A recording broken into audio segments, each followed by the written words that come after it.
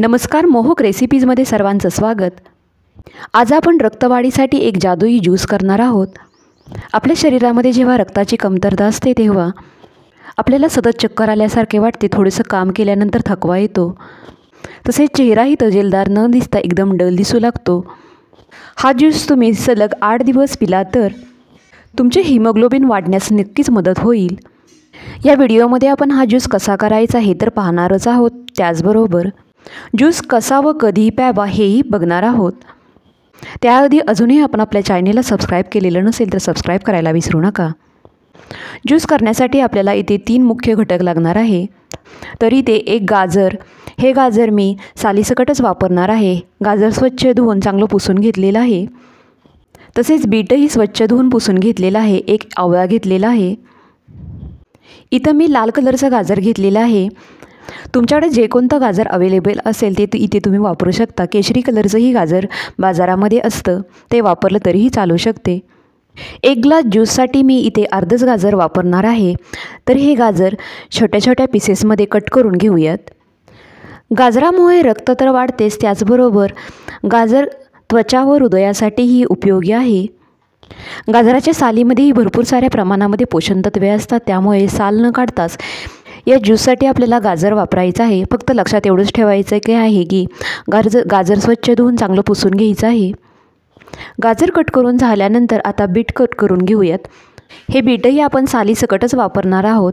सर्वात प्रथम या बीटाचा शेंडा व बुडका काढून घेऊया। बीटालाही बऱ्याचशा प्रमाणामध्ये माती चिकटलेली असल्यामुळे बीट चांगलं स्वच्छ धुवून नंतर चांगलं पुसून घ्यायचं आहे, नंतरच वापरायचं आहे। यातील अर्धेच बीट मी ज्यूससाठी वापरणार आहे। हे बीटही छोट्या छोट्या पीसेसमध्ये कट करून घेऊया। बीटामध्ये आयर्न तर असतेच, त्याचबरोबर फॉलिक ॲसिडसुद्धा खूप जास्त प्रमाणामध्ये असते, त्यामुळे सतत आहारामध्ये बीटाचा वापर केला तर रक्ताची कमतरता कमीत कमी दिवसामध्ये पूर्ण होते। एकूणच काय तर रक्तवाढीसाठी बीट एकदम बेस्ट ऑप्शन आहे। बीट शरीरामध्ये ऑक्सिजन वाढवतं व त्यामुळे आपल्याला अजिबातही थकवा येत नाही। त्यासाठीच डॉक्टरही रक्तवाढीसाठी सर्वात प्रथम बीट खाण्याचा सल्ला देतात। बीट कट करत असतानाच इथे माझे हात एकदम लालीलाल झालेले आहेत। आता बीट कट करून झाल्यानंतर इथे एक आपण आवळा घालणार आहोत। आवळाही छोट्या छोट्या पीसेसमध्ये कट करून घेऊयात। आवळा रक्तच वाढवत नाही तर रक्त शुद्ध करण्याचेही कार्य करतो। तसे पाहिले तर आवळा बाजारामध्ये 12ही महिने उपलब्ध नसतो, त्यामुळे तुम्ही इथे आवळ्याव्यतिरिक्त अर्ध्या लिंबाचा रसही या ज्यूसमध्ये वापरू शकता। परंतु तुम्ही जर आवळ्याच्या सीझनमध्ये ज्यूस बनवणार असाल तर नक्कीच लिंबू वापरण्याऐवजी आवळाच वापरा। असे म्हणतात की 40 संत्र्यांमध्ये जेवढं पोषणतत्वे असतात तेवढेच पोषणतत्वे फक्त एका आवळ्यामध्ये असतात, त्यामुळे शक्य असेल तर तुम्ही इथे आवळ्याचाच वापर करा। आवळा, बीट व गाजर कट करून झाल्यानंतर मिक्सरच्या एका मोठ्या भांड्यामध्ये काढून घेऊया। तुमच्याकडे जर ज्यूसर असेल तर तुम्ही इथे ज्यूस करण्यासाठी ज्यूसरचाही उपयोग करू शकता। आता यामध्ये थोडासा बारीक चिरून घेतलेला गूळ घालून घेऊया। डायबिटीजवाल्या लोकांनी इथे गूळ नाही वापरला तरीही चालू शकते, त्याऐवजी तुम्ही मध वापरू शकता किंवा काहीच नाही वापरले तरीही चालू शकते। आता सर्व पदार्थ घालून झाल्यानंतर पाणी न घालता 2 ते 3 वेळा मिक्सरमधून फिरवून घेऊया। मिक्सरमधून 2 ते 3 वेळा फिरवून घेतल्यानंतर यामध्ये आत्ता अर्धा ग्लास पाणी घालून घेऊया। इथे घरामधील वापरायचे पाणी घ्यायचे नाही तर पिण्याचेच पाणी वापरायचे आहे। पाणी घातल्यानंतर हे मिश्रण मिक्सरमधून 2 ते 3 वेळा फिरवून घ्यायचं आहे। तर अशा प्रकारे इथे एकदम फाईन पेस्ट तयार करून घेतलेली आहे।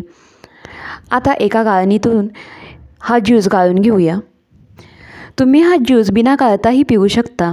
बिना गाळता ज्यूस पिला तर यातील फायबर अजिबातही वाया जाणार नाहीत।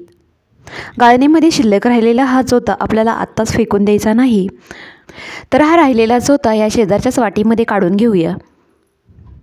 तर हा गाळून राहिलेला चोथा परत या मिक्सरच्या भांड्यामध्ये काढून घेऊया व परत त्यामध्ये अर्धा ग्लास पाणी घालून घेऊया व परत 2 ते 3 वेळा मिक्सरमधून फिरवून घ्यायचा आहे।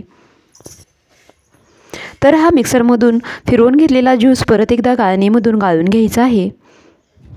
अशा प्रकारे 2 वेळा थोडंसं पाणी टाकून हा चोथा फिरवून घेतल्यामुळे यातील पोषण तत्वे चोथ्यामध्ये अजिबातही वाया जात नाहीत। तर हा ज्यूस पिण्याचा सर्वात बेस्ट टाईम कोणता, तर हा ज्यूस तुम्ही नाश्त्याच्या 1 तासा अगोदर पिऊ शकता। तसेच दुपारच्या किंवा संध्याकाळच्या जेवणाच्या मध्यंतरी पिऊ शकता. या ज्यूसचा तुम्हाला जर चांगला रिझल्ट हवा असेल तर हा ज्यूस तुम्ही 6च्या नंतर पिऊ नये. तसेच ज्यूस गटागटा न पिता हळूहळू एक एक घोट घेत पिऊन संपवावा. त्यामुळे तो बॉडीमध्ये चांगल्या पद्धतीने ऑब्झॉर्ब होतो. हा ज्यूस तुम्ही जर सलग 8 दिवस पिला तर फक्त हिमोग्लोबिनच वाढणार नाही तर इम्युनिटीही वाढेल.